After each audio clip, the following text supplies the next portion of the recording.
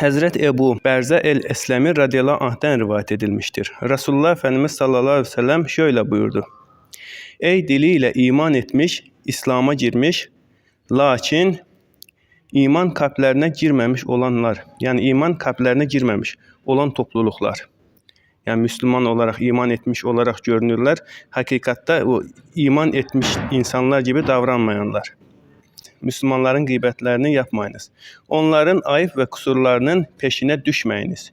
Çünkü kim Müslümanların peşine düşerse, yani onların ayıplarını, günahlarını araştırırsa, onların gıybetlerini yaparsa, Allahu Teala da onların ayıplarını takip eder. Allahu Teala kimin ayıplarını takip ederse, onu evinde iken bile rezil eder. Yani Allah bir Müslüman kardeşinin ayıbını, günahını, kusurunu görer de onu ortaya çıkararsa, örtmezse, Allahu Teala da o ayıbı ortaya çıkardanın peşine düşer, onun ayıplarını evinin içinde bile olsa ayıbını ortaya çıkarar. Bu yüzden Efendimiz Aleyhisselatü Vesselam buyuruyor ki, Müslüman kardeşinizin ayıbını gördüğünüz zaman örtün, tamam mı? Yani birbirimize en yakından başlasak.